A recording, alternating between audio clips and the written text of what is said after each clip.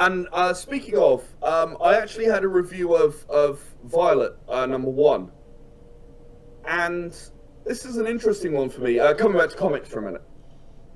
I have not yet told Violet's origin story. A lot of indie comics just kick off with the origin story, but anyone who knows the history of Batman, of Spider-Man, of various others, knows that that's not how it happens. You know, you started with the hero, and you found out about the origin story later when you already cared about the hero. And someone who reviews indie comics a lot commented about Violet that they were a bit lost because they didn't have an origin story. And I just sort of went, hang on a minute, am I now subverting a trope by doing what everyone who's ever been really, really great did? Is that what I'm doing here? That's really weird. The interesting thing about that, now that you mention it though, is that every movie based on those types of comics always start with the origin.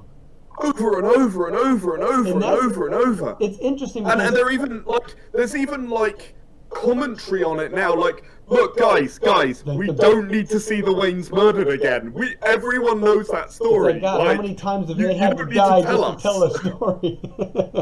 But yeah, exactly, and that's why, honestly, that's probably why so many people liked the Spider-Man in the MCU, is because they skipped it. They skipped it, and you were immediately we know who he is, we get it, let's go, and so that's a really interesting point, because when he came in, people were super stoked, and they didn't go over his origin, and even if you're new to Spider-Man, it was still really cool to just see him come in, and you're like, oh my God, who's this guy?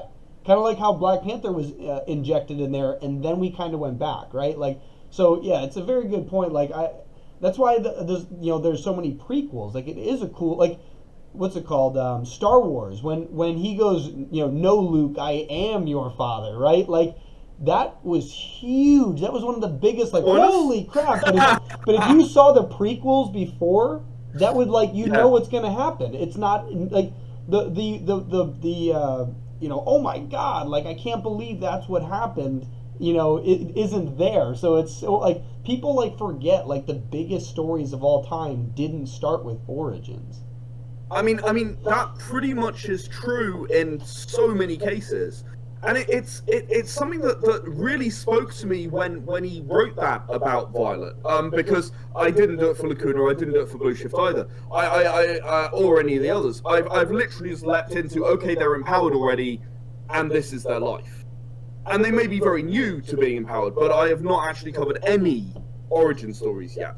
That's very cool. That's interesting. I can admit that our comics are starting off in origin stories, but even now that you're mentioning it, there's a couple people that we're bringing into that will be in our universe, and I'm really reconsidering, we probably should just start off with them, already kicking ass and doing something cool, and, that's a really good... Jonathan Lewis tends to have a fairly crude way of approaching this stuff, and his exact words were, origin stories are boring as shit. No one wants to hear them. Not until they care about the character. Yeah, it's a very, very good point. It's kind of like, what's his face? Quentin Tarantino, the way he tells stories. The reason why people love his crazy movies is because they start off right in the middle of the story, and you're like, what the hell's going on? And then now that you're engaged, he goes, by the way, this all started back over here.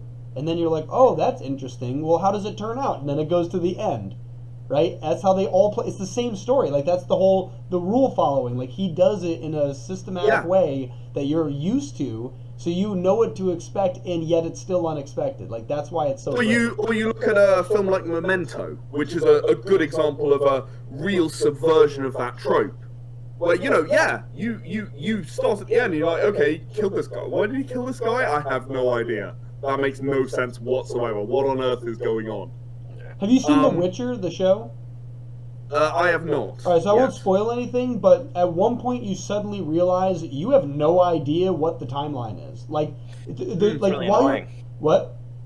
It's really annoying. Yeah, but the funny thing is people might complain about it just like they complained about the fact that you didn't give them an origin, and yet more people will likely read it, or more people will likely watch that show because, like, we watched the whole thing in like 1 or 2 sittings. We couldn't stop watching it because this crazy, like, we didn't know what was going on. We're engaged. They're interesting. You know what I mean? Exactly. Like, you're trying to figure it out for yourself. That's the thing, right? Yeah. You want to pretend your listener, viewer, watcher isn't dumb. You want them to, I forgot. There's some quip that some famous writer said, something along those lines, like, don't treat your audience like an idiot. Like, they are smart. Let them try to figure it out. Like, that's the engaging part about it. Like, the fact that they have to think. I agree, and I think it's so interesting that it has become enough of a trope of indie comics that every new superhero has the origin story as issue 1, that someone would even comment on that. You know, am I now breaking the trope because I'm doing what the greats did because I actually did my research? No, that's super interesting. Yeah, that's really weird. You know, it's like just this sort of very surreal feeling. But I do very much like that. Yeah. Oh, sorry. Yeah, actually, I didn't write this one comic yet, but I have a plan on writing it, and it's the one character doesn't, like, his story is starting in the middle of his, like, whole journey. Like, he's not actually, it's my character in our universe, and he actually is already, like, fighting crime and doing all that stuff, but, like, his origin's not even, like, a thing in the beginning. So basically I'm taking, like, a note from you. And then another one that I just wrote was for our Archer, like, Green Arrow type character. I just wrote that, like, the first one. And his origin isn't even in the first issue. The first issue is basically talking about how his wife died, and then, like, bringing him to such a depressed stage of, like, what's next. So, yeah, messed up. Yeah, I do actually have a plan to tell Violet's origin story. I just haven't got there yet. I've actually figured out the perfect time to do it, and it's like issue 3, issue 4 kind of thing. And you know, I think that is the perfect time to do it because it fits in with the story and all the things that are happening. But why would it come up before it comes up in her life and she's forced to think about that? You know, it doesn't seem necessary because it's a thing that happened. You know, it's in the past. I'm not dwelling on the past. All I can think about is Batman. Like, that's such a good point. Is like you're interested in how Batman became Batman because you're interested in Batman. You know what I mean? Like you're interested how he became it because you're interested in him. And the only reason why. But Batman didn't even have an origin story I know, until that's what I'm saying, 1940. 2, 3? Yeah, something like that. I mean, Bill Finger in the early 40s, obviously he was anti-war. Couldn't be anti-war, so he made Batman anti-guns. Yeah, and the origin story grows from that. And Batman survived perfectly well for 3 years with no origin story. Yeah, you know? Yeah, but like that's such a good point. Is that like he was such an interesting character? Like they probably didn't even have an idea for what his origin would be when they created him. They probably were just like, oh, a bat's scary and he's a super detective. Like that's it. Like it's the whole story. Exactly. Like that's pretty much it. Yeah. Yeah, that's such a good point. And I like the idea of like waiting specifically for indie comics because I know like not a lot of indie comics are going to go on for like 150, series of comics.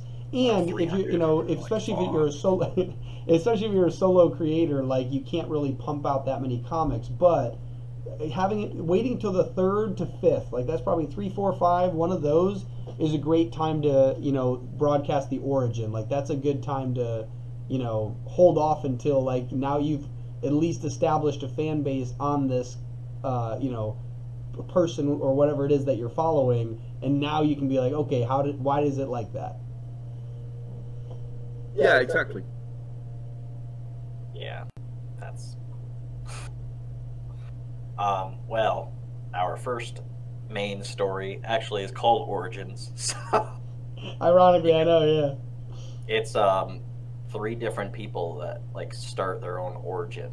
One is like super in the beginning, like he's just terrible. Yeah, we're kind of doing like the show Gotham. Like that's kind of the style we're doing with the main series. I think that's the reason why I liked it. But ironically, it is a very good point. Is the reason why Gotham is an interesting show is because you know the supervillain already. Well, not only that, you know that Jim Gordon is going to be Jim Gordon. You know who Harvey Bullock is. You know that Bruce Wayne is going to become Batman, and you're watching this progress towards a known end point. And I think that's the thing about prequels. They're always, almost always, they're more effective when you're reaching towards a known end point. So, from the Star Wars prequel trilogy to Prelude to Dune, which I actually liked. You know, some people didn't, some people did. The series of books by Brian Herbert and Kevin J. Anderson, I enjoyed those books. Because I knew that where we were going was a certain place. And to find out how we got there can be really interesting. But if you don't know where you're going, all you're doing is telling an origin story. Yeah, this is going to be a really good idea for the comics, though. At that point, it needs to be an excellent origin story. And hey, guys, I haven't read what you've written. I'm sure it's fantastic. But it, you know, I'm not going to judge, but you're breaking the rules. The onus becomes you have to tell a brilliant origin story that no one's ever heard before, or you're really in some big trouble because it just sounds cliche. Mm-hmm. Yeah, that's actually one of the things that Greg and I, when our first comic we rewrote, and now it's quite a long. It's almost a graphic novel. It's reaching pretty long. 45 pages. Yeah, it's hitting that breaking point, but it's. He knows, like, from the original story, it left a lot out, and now like the reason why I still like that Gotham style is that we're following people, and it is kind of confusing, but it's like it's very like we keep it interesting the whole time with that. But there's something I'm going to talk to Greg after the podcast. I have a really good idea for another because this story's written out for like the whole plot line, like the timeline is written out for like a decade or 2 decades, something like that, maybe multiple. I don't remember. It's a long time frame, and it gives me a really good idea of like what to do with that now, thinking about the whole origin concept and replaying it later. But I still like the idea of just following these weird characters. I'm pretty similar. I've built. I know what my storyline is, like the tentpole events, because of the role-playing game, right? Mm-hmm. So I've released my role-playing game. I've got in my Era of the Empowered role-playing game, the superhero one, you can play in any of 7, I call them events. You know, the first one, powers emerge. The second one, Atlantis invades, because Atlantis always invades in every single superhero universe. The third one, you know, team-ups. You know, you get the Avengers, the Sinister Six, and all the rest of them. The fourth one, you've got the old gods come back to the planet, and you know, they reclaim the Earth. The fifth one, you've got the Assassin's Guild. They go around trying to kill all the empowered. The sixth one, you get the empowered department. You know, you get the government takes over everything, and they're now superhero police and stuff. And then the seventh one is your kind of galactic-y, you know, giant world-ending threat kind of thing. And the thing is that you can play in any one of those, and obviously play a different subgenre of superhero story depending on when you're playing. So I've got events planned out for. It's actually only 3 years of universe time, but I mean I could fit thousands and thousands and thousands of issues in there. Like 365 days. And then I actually have planned out kind of the Batman Beyond, Spider-Man 2099 kind of thing. Yeah. You know, out 100 years later as well. I've got that planned out, just in case. So I've got lots of opportunity. No, that's awesome. Yeah, it's kind of like with Greg's story. Like he could say more, but it's just like there's so much going on. Like so, there's a lot to play with. There's so I mapped out the first plot arc because it's a trilogy. The Seer Chronicles runs as a trilogy, but it's a very long trilogy. So the first story, it's mapped out for 12 issues. I want it to be 12 issues, and I kind of don't want it to be longer than that, just so it's not like just keep on going. Because the second issue, I like the second story arc, I like a little more. That's what I want to get to. And then the third is like a little shorter, and I forgot how many issues I have for that, but like it's the shorter of the other two, just so it wraps everything up, but it doesn't actually wrap everything up. It, like there's like a I've got a piece of paper around here somewhere where literally I mapped everything out. Yeah. Like on a flowchart for what's going on concurrently and so on.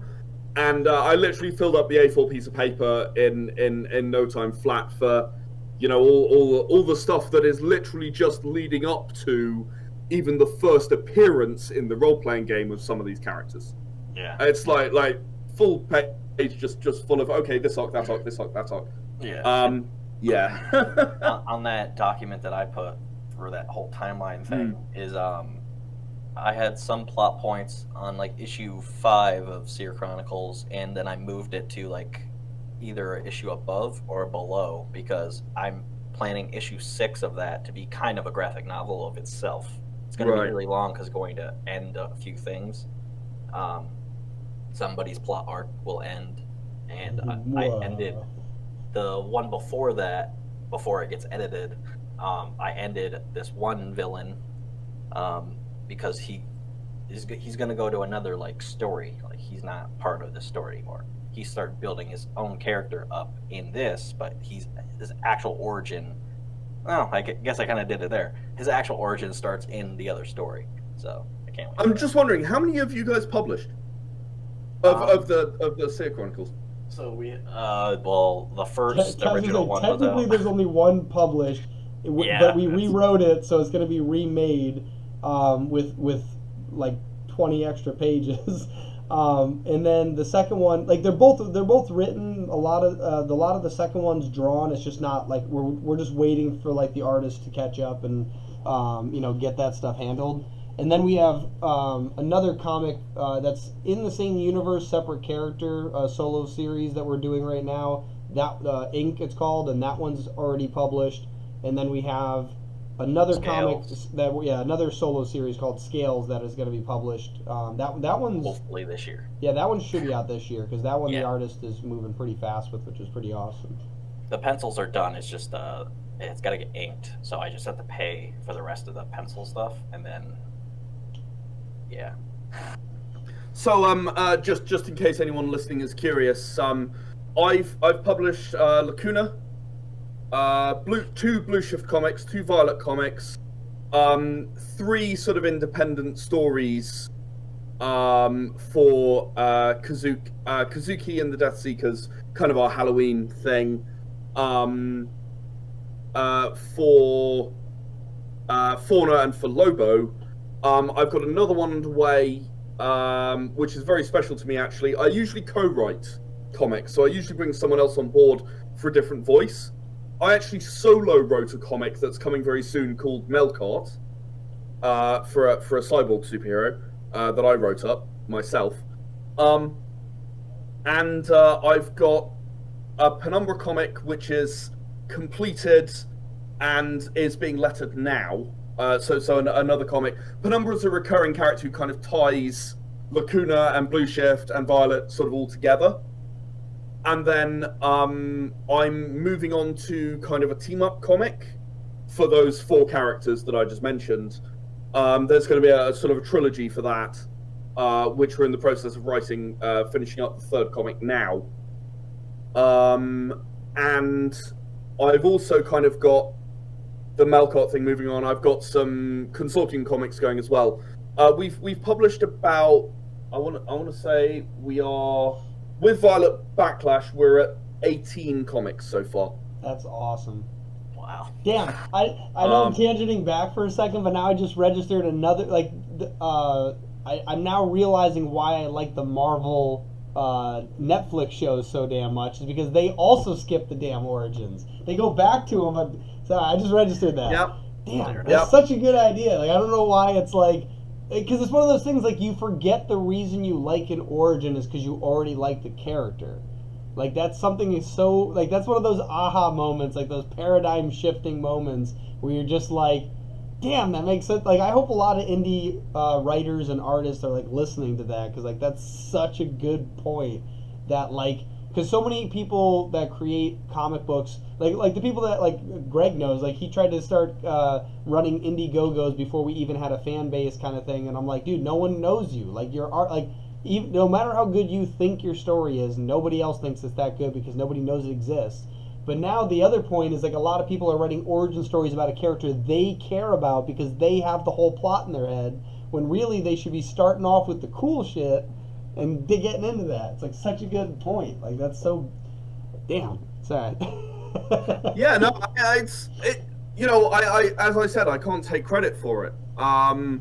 Very, very much John just said, no, look, dude, the greats always have done it one way.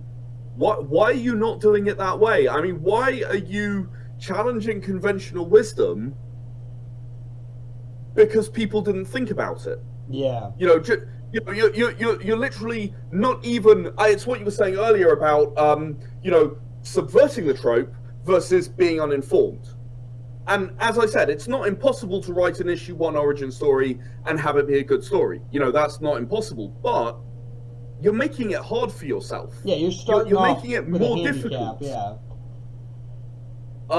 So yeah, I mean, I would encourage any indie writer or artist who's watching this to go, to help change what's become the trope of indie comics that fundamentally makes them less good.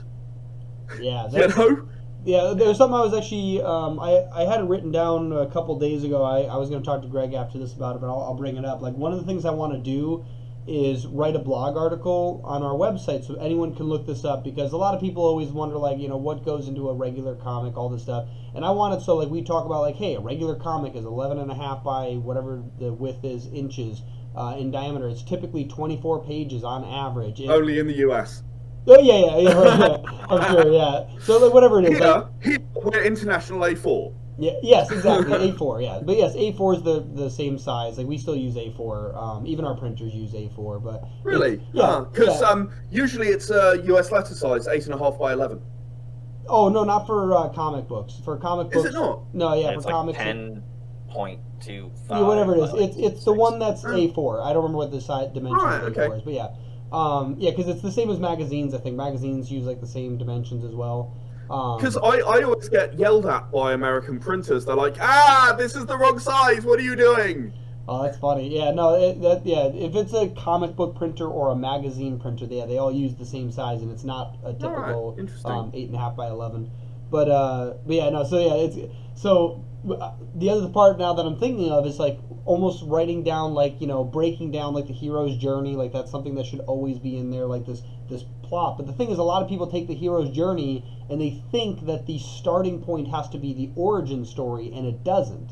You know what I mean? Like, a hero, like, that hero's journey, people go through that in their own life multiple times. And so does an actual hero in your story, or protagonist. It doesn't have to be a superhero. Like, some protagonist in your story goes through this, like, they reach some point where they have to overcome a wall, all this stuff, and then they come back. Like, that's the whole point of that. So the other thing, though, is, creating a story that's worth listening to begin with. Like, when you hear about Hercules, you hear about the fact that he's super strong first. That's the first thing you hear. You're not like, oh, he was born and then he became strong. Like, no, like, he was, or like, for him, I guess, is born from a god, if you're going to hear that. But, like, immediately it's like, boom, something super interesting. Like, so that's a super good point. That's awesome. I could actually break this episode up in 2 parts. I kind of started to want to do that, like, after episode 50, but this actually works perfectly. So, yeah. Sorry? No, because, like, we talk about a bunch of other stuff in the first part. Yeah, we kind of talked a lot about your stuff in the first part, which is good, and then that would basically be, like, your intro, and then the rest of it, we kind of talked a lot about, like, what are good storytelling things, like how to break apart, like, or be creative and all that stuff. You would just have, like, 2-part podcast on their podcast. So. Awesome. Yeah. Yeah, we're definitely going to have you back after you release that novel, too, because I'm like, there's even just explaining the difference between writing a comic and a novel, because they're way, way different on how you have to tell stories, because you're right. Like, one of them, you have the artwork that you kind of can crutch onto, And with the novel, like, you have to be super descriptive and not descriptive so that the imagination has room to wiggle. And it's like, that's a really hard game to play. It's certainly an interesting challenge. My natural writing is probably closer to being a novel writer. So most of my role-playing games are a sequence of short stories. So 500 years of history in the sci-fi game, right? Instant boredom, right? So what do? Well, you turn it into a timeline of these are the important events, and then you dive into a short story of someone who was there watching that event. That's really cool. Yeah. You've got the same kind of thing you get in a comic. I mean, obviously it's presented slightly differently, but you've got that, okay, hang on, this person was here where it happened, when it happened, they were on board the starship that was bombarding the planet. What did they see? What did they feel? Write a page. You know, just, it doesn't need to be long. Yeah, the interesting thing about that, too, is literally the way that you write a good blog, even just in general. You write the headlines first, right? And you make sure that they match a certain pattern. Even if you're doing copywriting, like you're trying to do like an ad, you write down the bullet points first, like the things that you want to get, then you fill in the story in between. That's where like the really good copywriting comes in, but the rule is you have to do the headlines. Like you have to follow this structure first, and then as you get better as a writer or better as a copywriter, you get better at filling in those blanks to make the overall, you know, cake better and not just the frosting. You know, it's absolutely, yeah. And it's not just that, because I do that a lot in role-playing games. So, you know, I'm describing a location, for example. I mentioned I'm doing writing for locations for Era Survival right now. So what I've got sitting on a notepad on this screen while I'm typing on this one, okay, I need to talk about the number of people who are there. I need a one-liner. I need, you know, this is what the settlement's like. The number of people who are there, what the leadership's like, what the traders are like. You know, are they trying to swindle you? Are they trying to be honest? That kind of thing. What the surrounding location is like. You know, it's a survival horror zombie apocalypse kind of thing. So, you know, is it beset by, you know, the infected, or is it beset by raiders? You know, who are coming in to try and steal stuff, or is it in the middle of nowhere and it's nice and quiet? You know, whatever. You know, what's that like? What's it like to approach the place? You know, is it easy to find? Is it hard to find? Is it you'll get there and have to walk through a minefield to get to it? Or, you know, that's the last one I wrote. We might have to get you to write a guest blog on our website, and then you can link to your own website there, and you know, get some good backlinks and stuff. But but that would be some really awesome stuff. I'd love to share with a lot of our creators and anyone who just enjoys learning about comics and storytelling and game development and all that stuff. I think once again, we said this near the beginning, but anyone who's listening to this, anyone who is thinking, oh wow, I'd really like to make a comic, or I'd really like to write a book, or whatever, do it. Seriously, please, I'm giving you permission right now. Do it. And hell, if you want to come and talk to someone about how you might achieve it, hop on our Discord, again, link in the description. Hop on our Discord and talk to me about it. I'm Ed. You'll find me there. I'm not hiding or anything. And I will talk to you about how I would approach dealing with a story. I've done some videos on how to begin the creative process. I talked about things like making a creative space, which I can see you've got there with your post-its behind you there. You've got your artwork there. Make your creative space. How you find the time in your day. How all those kinds of things. I've talked a lot about that. I've talked a lot about the hero's journey, which obviously you've mentioned a couple of times. I've got a video on my YouTube. It's called How to Be Creative. And most years I do that panel twice a year at the UK's biggest comic convention, MCM Comic Con. Obviously this year, not so much, given everything's shut down, but I love talking about how to be creative. I love helping other people to be creative, and I think once you've got to the point in your creative career, I wouldn't exactly call myself successful, not in my mind anyway. But I think once you've got to the point in the creative career that I have, you have a duty to help others at least not hit the same obstacles that you did. You know, I'm certainly not all the way there. I certainly have many, many faults in the way I do things. I am far from perfect. But if I can help people avoid an obstacle, if someone wants to talk to me about, oh, I have this story and I'd like to do it, even if it's I have this story and I don't know if it should be a comic or a novel or a game or I don't really know, I'm happy to talk about that stuff. I think about that stuff a lot. No, that's good, because one of the things that people need to realize is, like, you know, first off, if you share the information freely, you know, even if someone takes that and starts doing really well, now you have someone else you can learn from. So, like, it's one of those things, like, if you take 2 steps forward and you show someone else how to dodge the rock that's in the path, right, and then they make it 4 steps forward, you can be like, oh, how did you do that other part, right? Now, and you've already helped them out, like, and, you know, obviously, unless they're, you know, being a jerk, like, they'll likely reciprocate and help you on whatever obstacle they overcame. And just bouncing back and forth, like, people don't realize the only way the indie, like, Greg and I, this is the whole reason why we've, you know, pulled people into the podcast, pulled people into our, you know, universe, into our platform, is that we realize that the only way you compete with Marvel, with DC, is that if we all are literally helping each other at the same time, because that's what we have, is we have the numbers. And if there's this weird, so like I said, my brother's in music production, and we work with, like, a lot of hip-hop artists and stuff, and, like, one of the things that we know is that some of them know tons of people, but they all have, like, their own little, like, niche clubs that they're in, and ironically, if they just banded together, that would be a much larger club to work from. And that's what we've started doing. That's why people are gravitating toward us. Like, we picked up another producer the other day, like, because they see that we're, like, doing this crazy stuff because we have so many people working on the same path. And it's like, you don't need to work with other writers necessarily on your comic, but, like, this right here, like, I've already got 18 more ideas for how we can improve our comic, like, story without changing the story, just changing how we tell it. Like, and that's, like, hugely powerful. Yeah, I mean, I personally, I love working with other writers. It's one of my favorite things to do, seriously.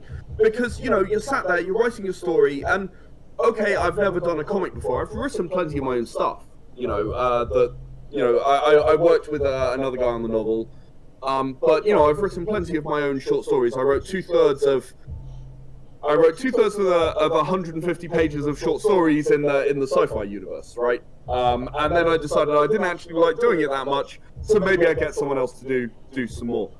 But I love writing with other people. You know, writing Violet with Jennifer, versus writing Blue Shift with John, the 2 comics are so totally different.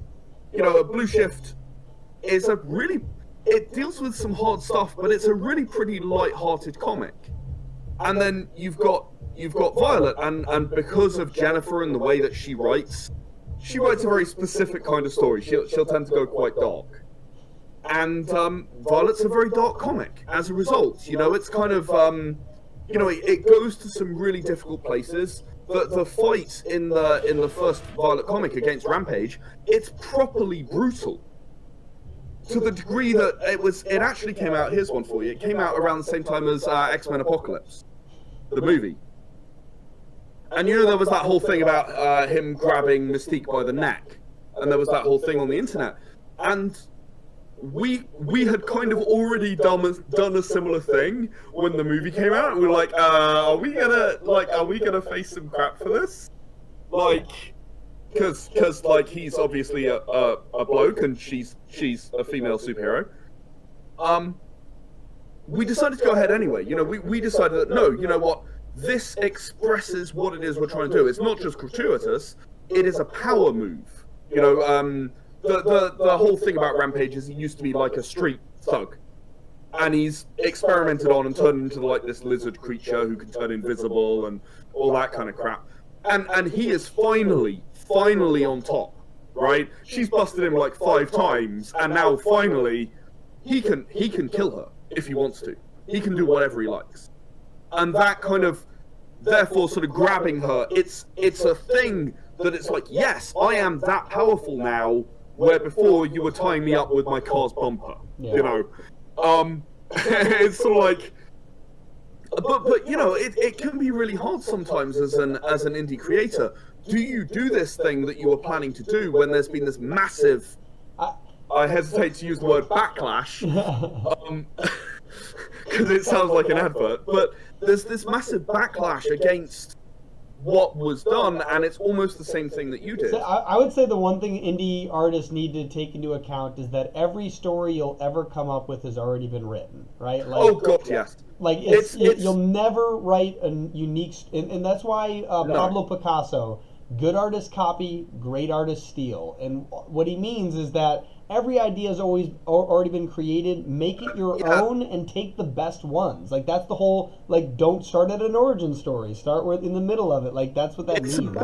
It's not about telling a new story. It's about telling a story that is relevant to the people who are reading it. And it doesn't need to be new. Familiar, in some ways, familiar is good. Well, that's how you market something, and that's how something, like, so for example, smartphones came out before the iPhone.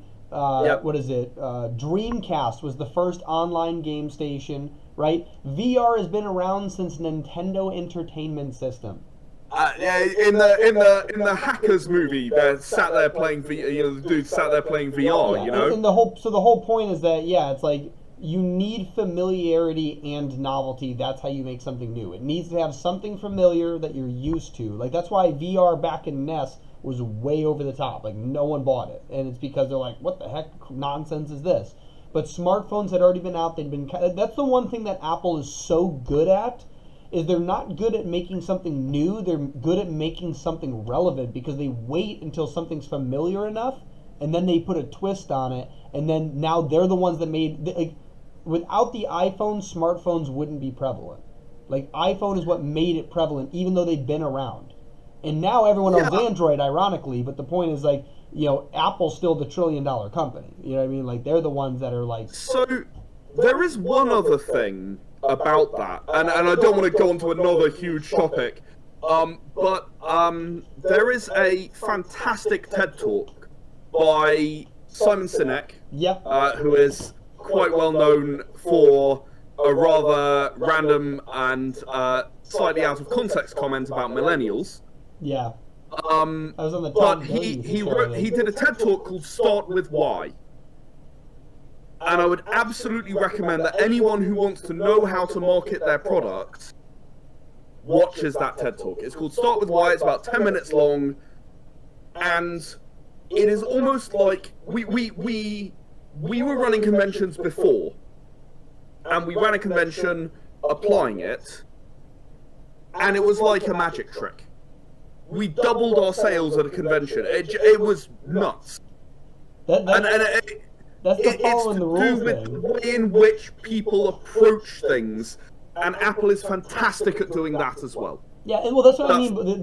They're good at making novel things familiar by doing. So that's the interesting thing. By going with the why, like honestly, I've read his book too. The TED Talk's even better. Like it really is. Like it's just such a good. It's so nice and condensed. I've read his book as well. Yeah. But it's so nice and condensed into that 15 minutes of why the hell should you do this? Well, here's why. And the interesting thing too is that literally ties back to the origin story thing. Like nobody cares why you are who you are. They need to see. Nobody cares about the what. They only care about the why. Yeah, exactly. Like so if they're going to care why, they need to know that you're awesome. Like they need to have some awesome character first, so that they want, like, they feel the why in the background. They're like, what, like, show me what happened. You know what I mean? Like, then tell me the origin story, because I care about this character, because there is a why behind it. Like there needs to be a why behind your origin story, and it needs to be that Batman is awesome. Now, why is he Batman? Right? Like, yeah. Or what happened to make him Batman? Yes. To follow the syntax that he uses. Yeah. Yeah, it's just it's such a cool just metaphor, like just awesome. Yeah, it's a great TED Talk. It's definitely one of my favorite TED Talks too. It's just it's succinct. I try to watch it every year and just remind myself, just give myself a little poke.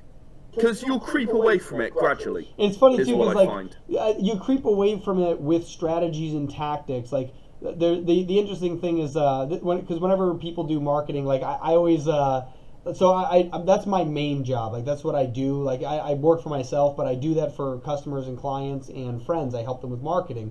And like they'll like creep away with like these little tactics they heard, this strategy someone laid out, and I'm like, your strategy needs to line up with that start with why concept. Then you lay it out following these rules that have always been in place, and now that you have these rules, you can then use tactics based on that. It's lost them again. It's so random, like it just cuts out. I don't know why. Sorry, that was awful timing. Oh, that's good. That's fine. But yeah, it's just like, but once you have the foundation of what you're working on, then you build upward, right? And and so you need to have your why, and like that's a very good thing to do is to follow up with it constantly, like just remind yourself, and then go back. And it's a very good point. Cool. So where can people find you? You can always find us at www.shadesofvengeance.com. You can usually find us on Kickstarter. We have a couple of different places. So the games come out on Shades of Vengeance user on Kickstarter. The comics come out on SOV Comics, and the audio now comes out on Erascapes, which I mentioned earlier. ERA Scapes, SCAPES. You can find us on Facebook at Shades of Vengeance. You can find us on YouTube at Shades of Vengeance. You can find us on Twitter at Shades_of_Venge with an E, because unfortunately Twitter has one character too little. Brutal. And you can find us on Instagram at the same Shades_of_Venge. And you can find us on Discord, which I hope, as I said, you'll put below. And yeah, please, if you're out there watching thinking, oh, maybe I'll create something, do it. Please do it. I want the world to have more creations in it. It's more fun. Yes, agreed.